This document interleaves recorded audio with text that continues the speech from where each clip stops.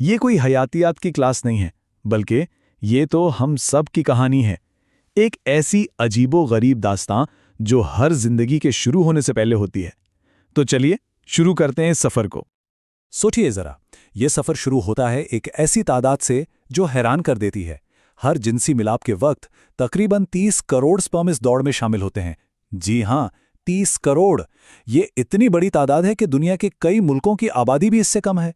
लेकिन इस पूरी फौज में से जीत सिर्फ एक की होगी, बाकी सब रास्ते में ही रह जाएंगे। और इस सफर का मकसद कायनात के सबसे बड़े मौजों में से एक है, एक नई जिंदगी की तख्लीक। लेकिन ये कोई आसान काम नहीं है। ये एक ऐसा रास्ता है जो खतरात से भरा है और इसमें कामयाबी का इम्कान तकरीबन ना होने के बराबर है। तो आइए देखते हैं वो पहली रुकावटें जो लाखों स्पर्म्स को दौड़ से बाहर कर देती हैं। सफर शुरू होते ही पहला खतरा सामने आ जाता है, अंदाम नहानी का तेजाबी माहौल। ये उनके लिए कीमियाई जाल जैसा है। लाखों स्पर्म तो फौरन ही खत्म हो जाते हैं। सिर्फ वही बच पाते हैं जिनको मनी में मौजूद एक खास माया एक हिफाजती ढान की तरह बचा लेता है। अच्छा, यहां से ना जिस्म का एक हैरत अंगेज करिश्मा शुरू होता है। वो अपनी साख्त को ऐसे बदलता है कि सिर्फ चंद मुंतखब स्पर्म ही अगले मरहले में दाखिल हो पाएं। आम हालात में सर्विक्स यानी बच्चादानी का मुंह मजबूती से बंद होता है, लेकिन ओव्यूलेशन के दौरान ये कुछ दिनों के लिए खुल जाता है और इसका गाढ़ा बलगम पतला होकर बिल्कुल पानी जैसा हो जाता है, जिससे स्पर्म के लिए रास्ता बन जाता है। लेकिन ये रास्ता भी आसान नहीं है। ये एक पेचीदा भूल भुलैया की तरह है जहां लाखों मजीद स्पर्म फंस कर रह जाते हैं और कुछ तो सर्विक्स की दीवारों में छुप जाते हैं, एक रिजर्व फौज की तरह जो शायद बाद में एक और कोशिश कर सकें। अब आगे बढ़ते हैं रहम की तरफ और देखते हैं कि वहां चैलेंजेस कैसे और भी मुश्किल हो जाते हैं। रहम के अंदर का माहौल बड़ा दिलचस्प है। एक तरफ तो पट्ठों का सुकड़ाव स्पर्म को आगे बढ़ने में मदद देता है, लेकिन दूसरी तरफ औरत का अपना मुदाफती निज़ाम उन्हें बैरूनी हमलावर समझकर हजारों को तबाह कर देता है। अब जो बच जाते हैं उनके सामने एक दो राह आता है, 2 फैलोपियन ट्यूब्स में से सही वाली का इंतखाब करना। जरा यहां रुककर सोचिए, 30 करोड़ से शुरू होने वाला काफिला अब सिमटकर सिर्फ चंद हजार रह गया है। पूरी की पूरी फौज अब एक छोटे से दस्ते में बदल गई है। ये इस बात का सबूत है कि ये सफर वाकई कितना मुश्किल और बेरहम है। इन चंद हजार बच जाने वालों के लिए सफर का आखिरी हिस्सा एक ताकतवर बहाव के खिलाफ एक सख्त दौड़ है। फिलोपियन ट्यूब के अंदर हजारों छोटे छोटे बाल होते हैं जिन्हें सीलिया कहते हैं। ये एक ताकतवर लहर पैदा करते हैं। ये लहर अंडे को तो उसकी मंजिल की तरफ धकेलती है, लेकिन स्पर्म के लिए ये एक मुखालिफ तूफान की तरह है। उन्हें इस तूफान से लड़ना पड़ता है और बहुत से इस जद्दोजहद में हिम्मत हार जाते हैं। लेकिन इसी नाजुक मोड़ पर एक तरह का बायोलॉजिकल पावर अप होता है। आसपास के केमिकल स्पर्म को हाइपर एक्टिवेट कर देते हैं। इससे उनकी दुम की हरकत बहुत तेज और ताकतवर हो जाती है। समझें कि ये आखिरी मंजिल तक पहुंचने के लिए तवानाई का आखिरी झोंका है। और अब आता है इस दौड़ का सबसे हैरानकुन मोड़।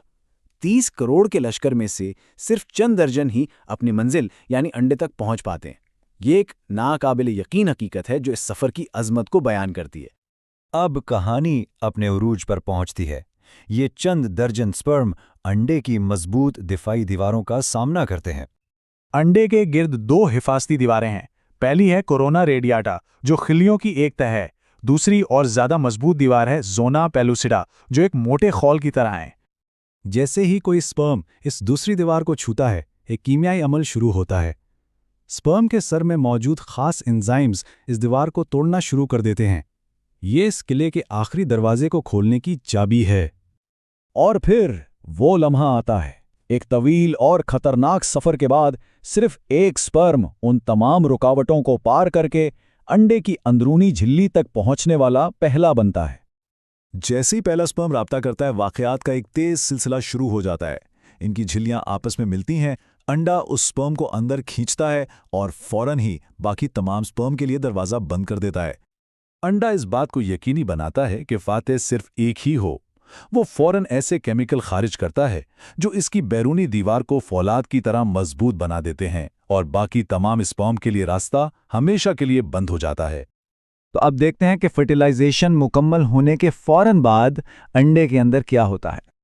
अंडे के अंदर स्पर्म का जेनियाती मवाद फैलकर मेल प्रोन्यूक्लियस बनाता है। ठीक उसी वक्त अंडे का जेनियाती मवाद फीमेल प्रोन्यूक्लियस बनाता है। दोनों में 23 क्रोमोसोम्स होते हैं। ये दोनों प्रोन्यूक्लियस एक दूसरे की तरफ खिंचते हैं और उनके क्रोमोसोम्स आपस में मिल जाते हैं। इसी लम्हे फर्टिलाइजेशन मुकम्मल होती है और एक जाइगोट बनता है, एक नया खुलिया जिसमें एक मुकम्मल तौर पर मुनफरिद जेनेटिक कोड होता है। यहीं से जिन्स, बालों का रंग, आंखों का रंग और सैकड़ों दीगर खुसूसियात तय हो जाती हैं। और अब इस नई जिंदगी का अगला सफर शुरू होता है रहम की तरफ। तो ये पूरा सफर हमें एक गहरी सोच में डाल देता है ना? कि जब हर जिंदगी की शुरुआत ऐसी नामुमकिन लगने वाली मुश्किलात को पार करके होती है, तो इसका हमारे वजूद के बारे में क्या मतलब निकलता है।